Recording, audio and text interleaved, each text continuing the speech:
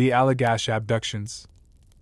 In August of 1976, four young men from Massachusetts, Jim and Jack Weiner, Charles Fultz, and Charles Rack, were on a camping trip in the Allagash wilderness of Maine.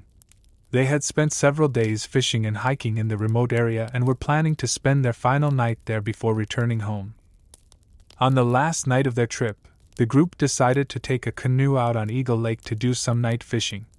As they were fishing, they noticed a bright light in the sky, which they initially assumed was a satellite.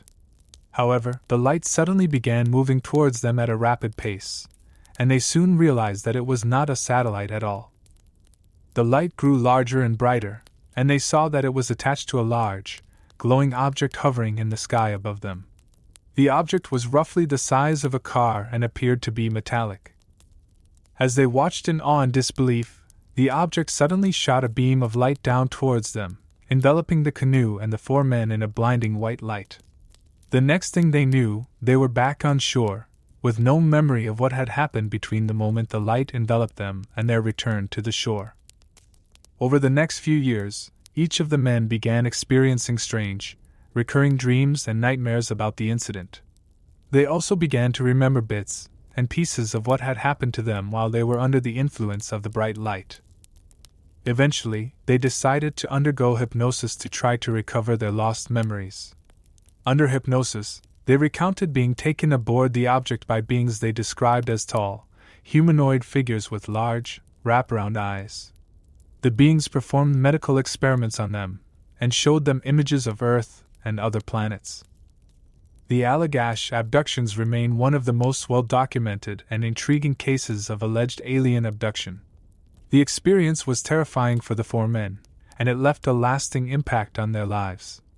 The incident has been investigated by numerous UFO researchers and continues to be the subject of debate and speculation to this day. Next on our list we have the vanished hikers of Dyatlov Pass. In January of 1959, a group of 9 experienced hikers set out on a trek through the Ural Mountains in Russia. The group was led by 23-year-old Igor Dyatlov, and included 7 men and 2 women. They were all experienced hikers and skiers, and had planned to spend several days in the wilderness. But something went terribly wrong. On February 2nd, when the group was expected to return, they were reported missing. A search party was sent out, and on February 26, the hikers' campsite was discovered on the slope of a mountain called Kholat Syakhl. The tent had been cut open from the inside, and all of the hikers' belongings were still inside. But the hikers themselves were nowhere to be found. A search of the surrounding area eventually turned up the bodies of all 9 hikers. Some of them had died of hypothermia, while others had more unusual injuries, such as crushed skulls and chest injuries. One of the hikers was missing her tongue. Some of the bodies were also found to have high levels of radiation. The official cause of the hikers' deaths was listed as a compelling natural force, but this explanation has been criticized as vague and unconvincing. Many theories have been put forth to explain the Dyatlov Pass incident, including an avalanche, a military weapons test gone wrong, and even an attack by Yeti or other mysterious creatures. Some UFO researchers have also suggested that the hikers may have encountered an extraterrestrial craft or other unknown phenomenon that caused them to panic and flee their tent, leading to their eventual deaths. However, there is no concrete evidence to support any of these theories, and the Dyatlov Pass incident remains one of the most perplexing mysteries in modern history. For our last story for today's video we have the Lakenheath-Bentwaters Incident.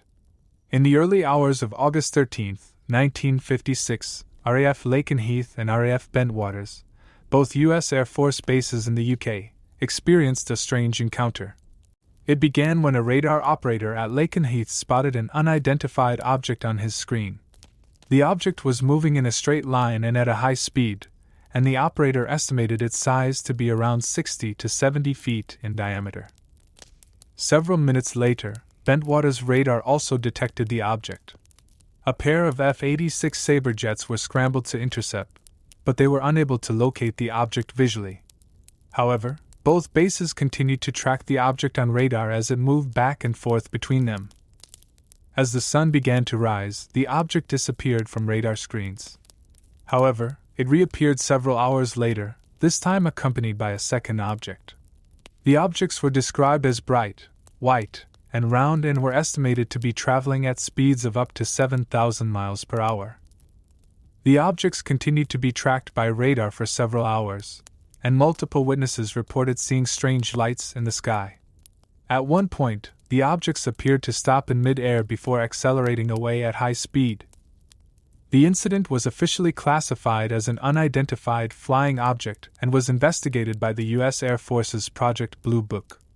However, despite extensive analysis and investigation, no explanation was ever found for the strange objects that were tracked on radar that night. Some have speculated that the incident may have been related to experimental aircraft being tested by the U.S. military, but there is no evidence to support this theory. The Lakenheath-Bentwaters Incident remains one of the most well-documented and puzzling UFO sightings in history. Thanks for diving into the weird with us today on Weirdsville. Stay weird, Weirdsville dwellers, and remember, we'll be back with more bizarre tales. If you haven't already, make sure to subscribe to stay up to date with the strangest happenings in Weirdsville. Until then, keep questioning everything and keep the curiosity alive.